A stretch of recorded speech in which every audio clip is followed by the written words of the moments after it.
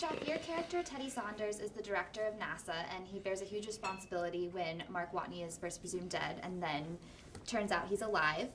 How does Teddy balance his responsibilities to the agency with that of doing everything possible to bring Mark home?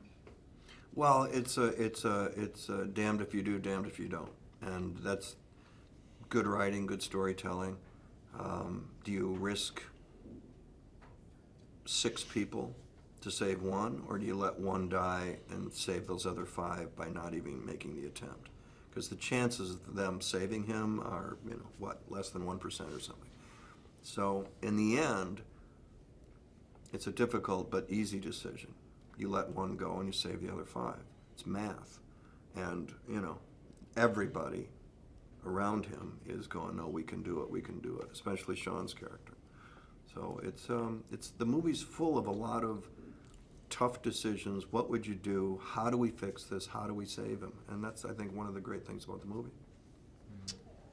And Sean, like Jeff said, your character is the RS-3 flight director. And then what are the differences between him and his boss, Teddy, with his approach?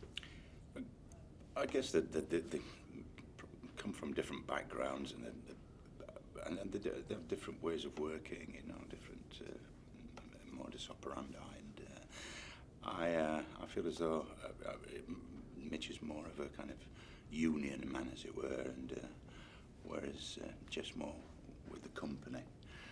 And I think that's, I think it's a battle of wits to some extent, but... You've been there, though, too. You've been in space. I've done that, I've been with these guys. You wouldn't want to be left on Mars. And he's got this personal connection to it. Yeah. This guy doesn't, Yes. And so we're kind of at loggerheads there. We can't, and I've no doubt we've probably not seen this in the film, but we've had that conversation before, and we know we don't agree. And he's my boss, and but I'm prepared to stand up and say we've got to get this man back. He symbolises life. What we're doing, we can't just leave him. What's that going to say to the public? And when the public find out, then it leaves you in a difficult situations. And Donald is the one who comes up with the solution.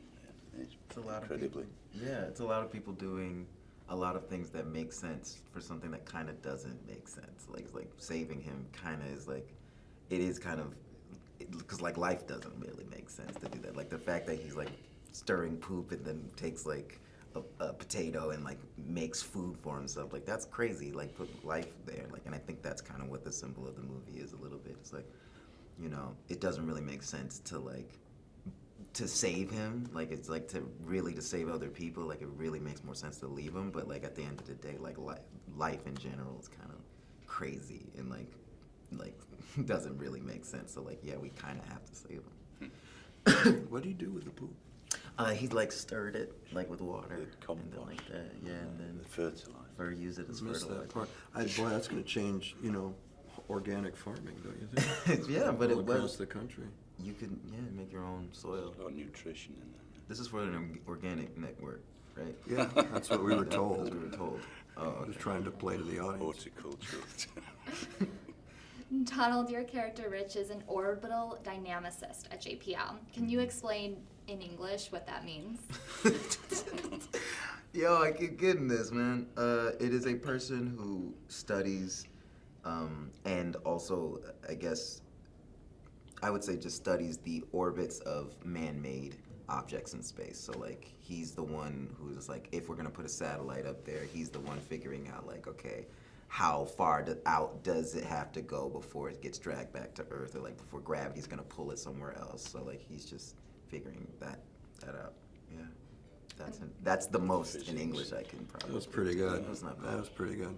And did you speak to any orbital dynamicists at JPL to help prepare for the role? No, I did not. I did not meet any of them. I went to Budapest, and Ridley was like, "Yeah, this is the type of guy you are, and this is what you're gonna do." I really do have to hand it to Ridley because like he's it's like playing in his imagination a lot most of the time, Yeah, which is all that's a you good way want to to put do. it. Mhm. Yeah. And Jeff, how does Teddy view the scientists and engineers working for him? Specifically, what does he make of Donald's character? Well, his first impression is that he's a complete idiot who's wandering it off the street and that where's security. And then it could, the stapler bit that he does in explaining it in very basic terms of what he's come up with, this brilliant savant has come up with. Teddy's forced to go, can it work? And the people around him go, it just might. And that's pretty exciting. It's good storytelling, you know. It's kind of, now the audience is going, well, how is it going to work? So Teddy relies on all these people, but they're all pains in the butts. They really are. There's no budget. They all want what they want. They want it now. It's like any business. Everybody wants everything they want, and Teddy's the guy that's got to say no, and including, do we save this guy or not? That's a tough decision.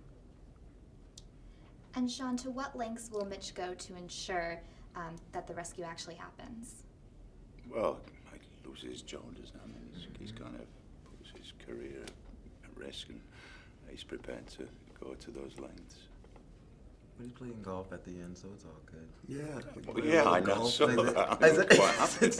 Are you I never saw that. I was like, No, oh. no. It was like, Did you research playing golf? Because a lot of us did research. Yeah. on the movie. yeah, I had to research walking in a doorway. Yeah. At the end, I was like, oh, how do people do that? How does JBL do that? You know. That's hard, that. Walking in doorways. Well, thank you all.